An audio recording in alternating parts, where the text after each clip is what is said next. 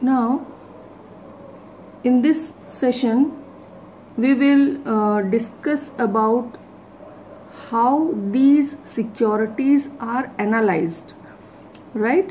In the first video मैंने आपको explain किया था about Indian stock market. Stock market में what are the types of financial market, that is capital and primary market. उसके बाद हमने पढ़ा था types of risk, that is systematic and unsystematic risk. अब जो हमको डिस्कस करना है that is about analysis of securities. See, being an investor, being a prudential investor, always I try to get a return which I have invested at present, right?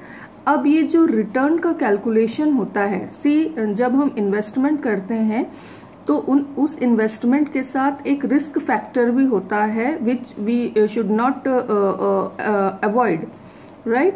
तो इस risk और return का calculation कैसे होता है, इसको calculate करने के लिए हमारे जो एक्सपर्ट्स हैं उन्होंने कहा है कि through statistical methods we can calculate the risk and return involve in the investment, right?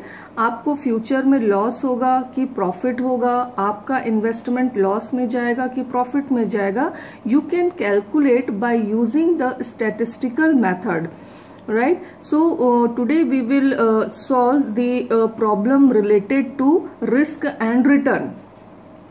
Here I have written risk are measured in following two ways, that is expected return from the investment and risk of the investment, right? There are two methods to calculate risk and return.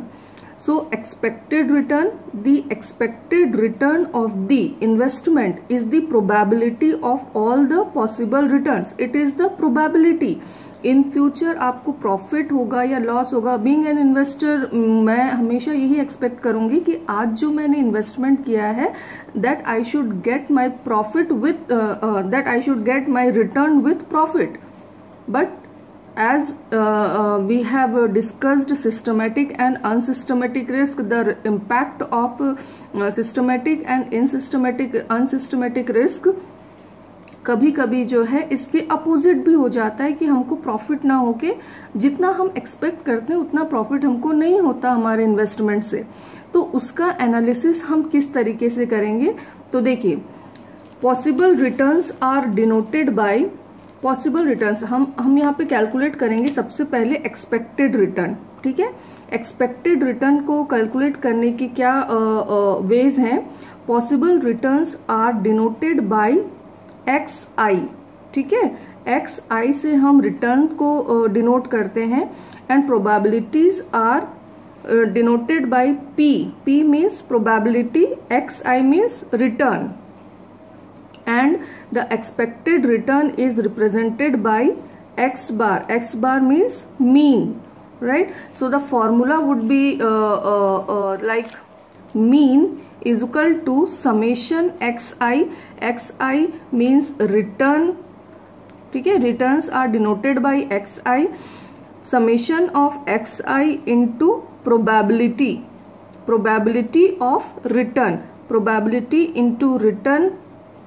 So this is the formula to calculate expected return. Fine. Expected return को हम कैसे calculate करेंगे? Suppose आपको question में बोलता है calculated the expected return from the investment, तो हम इसको कैलकुलेट करेंगे by using this formula X summation X I mean is equal to summation X I into probability of return. Fine. उसके बाद हमारा नेक्स्ट आता है, नेक्स्ट क्या कहता है आपका? Risk of the investment. Risk of the investment will be calculated by using this formula. Along with expected returns, the risk factor should also be considered. As I have said, risk can be measured by variance or standard deviation. Fine. Risk can be calculated by variance or standard deviation of the probability distribution. Fine. Variance is usually denoted by delta square. ये जो आप देख रहे हैं variance is usually denoted by delta. इसको delta या फिर ये this is the significance of standard deviation and calculated by the following formula. What is the formula? Standard deviation or variance square is equal to summation xi means return minus mean x bar mean multiplied by probability of return.